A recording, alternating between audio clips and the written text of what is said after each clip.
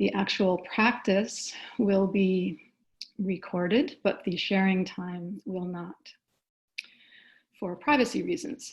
So, without further ado, I would like to hand the mic over to Barbara. Thank you, Barbara. Thank you very much, Joanne and CCC, and all of you for being here.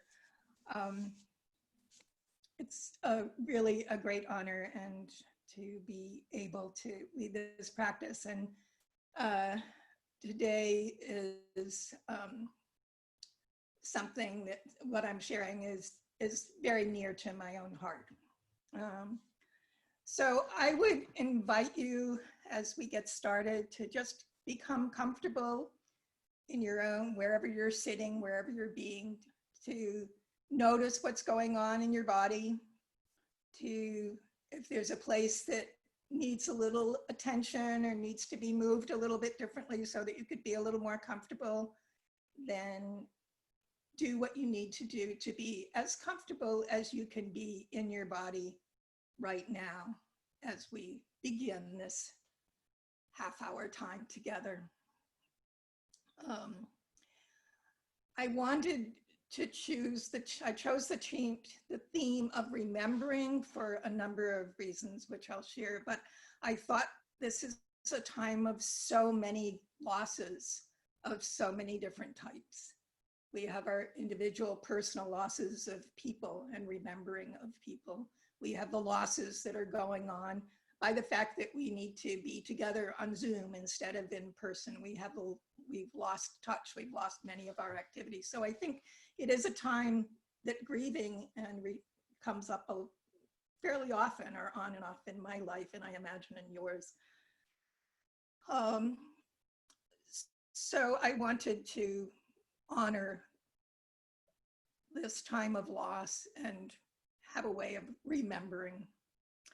Those of you who have heard me, know me a little bit, which is probably now most everybody on our call, know that my spiritual path has taken me to many places in what I now identify as spiritually fluid. But I gather my spiritual sustenance, I'm called to a variety of sources to do that. And one of the most important ones for me has turned out to be Judaism. And there are so many, I have experienced so much heartfelt support and joy and comfort through a number of Jewish practices.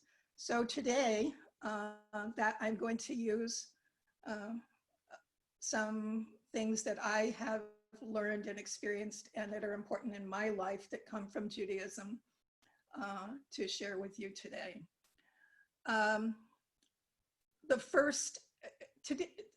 One of the things that has been so important to me, and that both Barb, my wife, and I have borrowed and used that comes from Judaism, is the honoring of anniversaries of death. And that is done annually on an anniversary with the lighting of a yahrzeit candle. I think yahrzeit is a Jewish word, my Jewish friends a Hebrew word that means year time.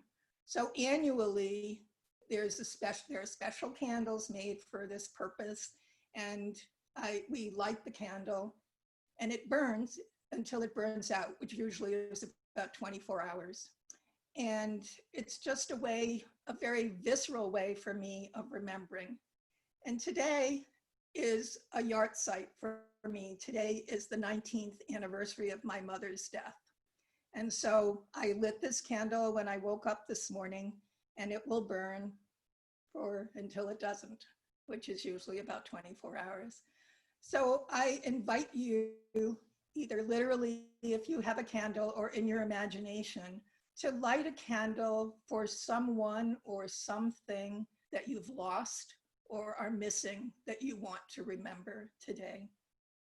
So just take a minute for you to think about that, or maybe you brought that, but light that candle either in your imagination or literally for someone or something that you're remembering.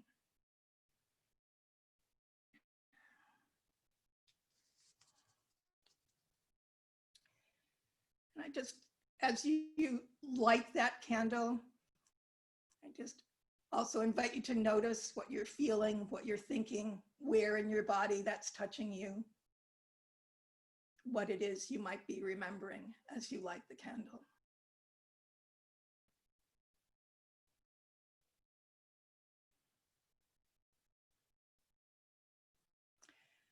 And another important part of Jewish ritual around remembering is the recitation of a prayer called Kaddish. And Kaddish, as I understand it, is actually prayed communally in every Jewish service. But the mourner's Kaddish, or for people who are mourning, it's a very special and important thing. And people who have lost someone important in their lives recite the Kaddish every single day for a period of time, and then certainly on the anniversary, the yard site of the death. So I wanted us to recite the Kaddish today. Now, I'm not going to have us recite it in Hebrew because I can't do that. But there's a beautiful, beautiful poem called Kaddish by Marge Piercy, which speaks to all of the messages of Kaddish.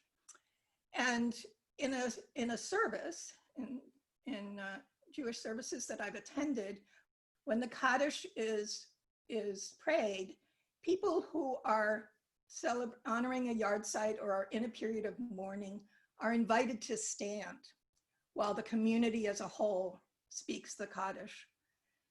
So I thought that I'm going to read the Kaddish, Marge Piercy's, but Janice is also going to put it on the screen. And I thought it would be lovely if we all recited the Kaddish that we see on the screen together, just as would happen in a Jewish service. And if you feel like it, standing during the recitation, because I'm taking liberties here, but since we're all feeling and experiencing and honoring losses, I think all of us would be entitled to be standing during this time of recitation of the Kaddish prayer. So if you'd like to stand while we're reciting the prayer, we'll do that. So Janice, if you would put this prayer on the screen, I will speak it, but I invite all of you while muted to be speaking it. And we will come, and if you want to stand, you can do that. So Kaddish. Look around us, search above us, below, behind. We stand in a great web of being joined together. Let us praise. Let us love the life we are lent. Passing through us in the body of Israel and our own bodies, let us say Amen. Time flows through us like water. The past and the dead speak through us. We breathe out our children's children, blessing. Blessed is the earth from which we grow. Blessed the life we are lent. Blessed the ones who teach us. Blessed the ones we teach. Blessed is the word that cannot say the glory that shines through us and remains to shine, flowing past distant suns on the way to forever. Let's say Amen.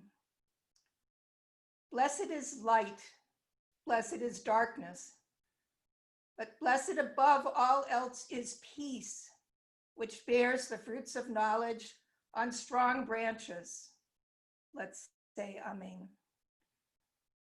Peace that bears joy into the world, peace that enables love, peace over Israel, everywhere, blessed and holy is peace. Let's say Amen.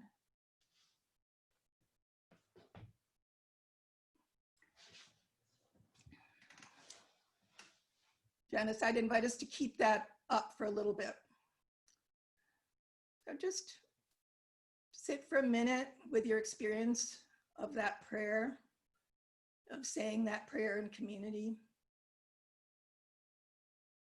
And notice what washes over you as you reflect on the words. One of the things I found interesting to learn, to realize about this prayer for me and my experience of anniversaries of death, usually it was about remembering the person and telling stories or thinking about things. And while that can certainly be a part of this prayer really is nothing about the person who has died. It's all about the possibilities of joy. It's about the divine being present in our lives. It's about the nourishment that comes from people and places around us. It's really a joyful prayer. And I find that an interesting piece to reflect on at times of remembering and experiencing losses. How do we hold next to each other the sadness and the joy? How do we be in grief if that's where we are, and also welcome the nourishment that comes from so many sources, whatever it is that we call them. So that's the piece that I would invite us to reflect about.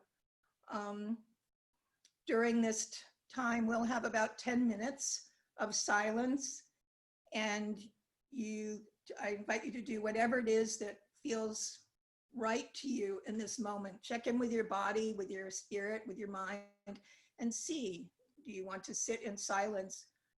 Do you want to journal some about what you're experiencing?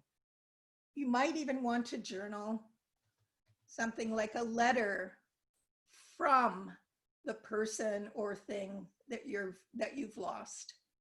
What would that person or situation want to say to you if they were writing a letter of remembrance and comfort, perhaps?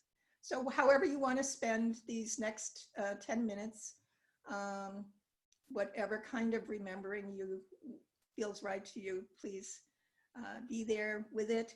And I will ring the bell in 10 minutes for closing time. And then we will formally close, and after which there will be a time for people to reflect with one another if you'd like. So thank you.